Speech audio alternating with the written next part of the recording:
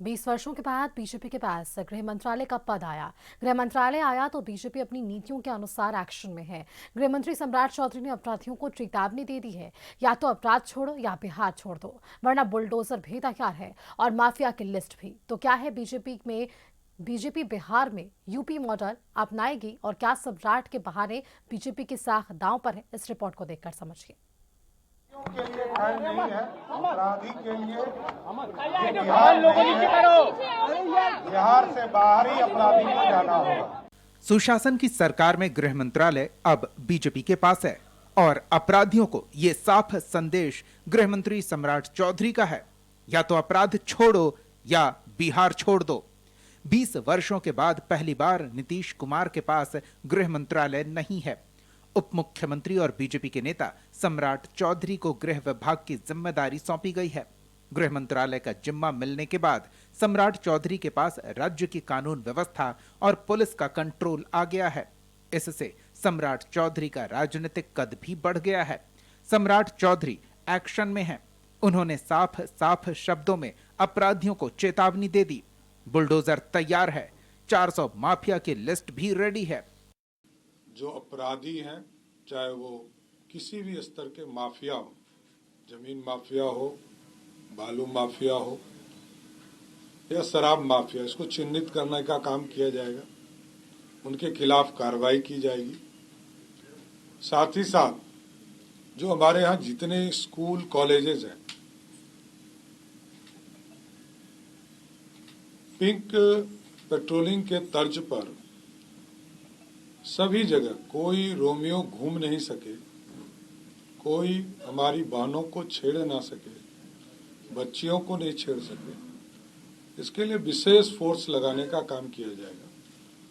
और सभी के छुट्टी पर, जब स्कूल कॉलेज में छुट्टी होगी तो विशेष तौर पर अभियान चलाकर वहां पर पुलिस फोर्स पर्याप्त उपलब्ध कराए जाएंगे।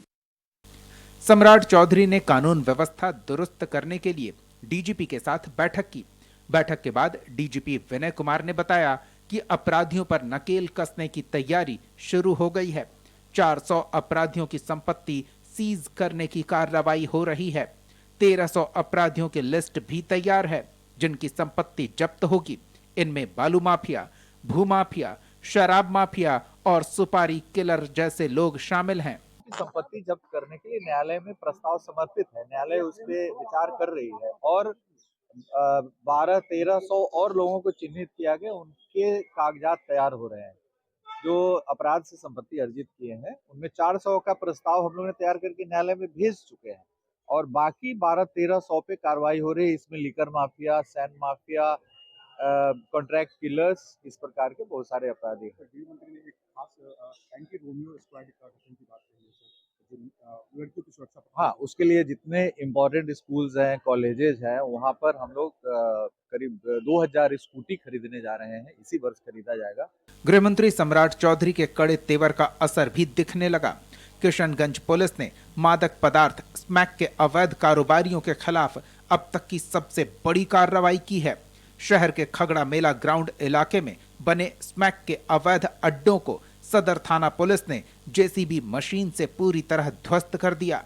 एक एक कर सभी अवैध 1 दर्जन से अधिक घरों के ढांचों को जमींदोज कर दिया गया है। लगातार सूचना मिल रही थी खगड़ा में जो बस सॉरी मेला जो मैदान है उसमें लोग अवैध तरीके से झुग्गी बनाकर वहां से स्नैक बेचने और वहां सेवन करने का काम करते थे, जिसके आधार पर नगर परिषद से सहयोग लेकर इन सभी लोगों को जो अवैध कंस्ट्रक्शन है उसको ध्वस्त किया जा रहा है। आगे भी ये कार्रवाई जारी रहेगी। गृह विभाग किसी भी राज्य में चुनौतीपूर्ण मंत्रालय माना जाता है, लेकिन बिहार में यह सीधे परफॉर्मेंस का मैदान है। गृह मंत्रालय के जरिए ही सीएम नीतीश कुमार ने सुशासन बाबू वाली अपनी छवि बनाने में सफलता हासिल की। नीतीश कुमार ने इसी यूएसपी के सहारे जंगल राज के तिलिस्म को तोड़ा। कानून व्यवस्था, पुलिस प्रशासन और भ्रष्टाचार नियंत्रण जैसे मामलों पर सीधी पकड़ रखी। सम्राट चौधरी गृह मंत्री बने हैं तो उनके सामने 3 चुनौतियां भी है। पहला, अपराध नियंत्रण, बिहार में बीजेपी की उम्मीदों पर खरा उतरना और अपने नेतृत्व की क्षमता साबित करना। अगर वे सफल होते हैं तो बीजेपी उन्हें बड़े चेहरे के रूप में पेश कर सकती है, और अगर वांछित सफलता नहीं मिलती तो राजनीतिक समीकरण बदलना तय है। नीतीश कुमार शायद अपने लिए राजनीतिक स्पेस सुरक्षित रखना चाहते हों, जहां से वो भविष्य में दबाव बना सकें। नीतीश ने प्रदेश में होने वाले अपराध पर आलोचना से बचने के लिए गृह विभाग को बीजेपी को सौंप दिया। ऐसे में अगर कानून व्यवस्था बिगड़ती है तो अब विपक्ष के निशाने पर बीजेपी होगी, नीतीश कुमार नहीं। अब यह विभाग बीजेपी और सम्राट चौधरी के कंधों पर है। यानी कह सकते हैं कि सम्राट को गृह मंत्रालय तो दिया, पर उसी बहाने बीजेपी की साख भी दांव पर है। ब्यूरो रिपोर्ट, कशिश न्यूज।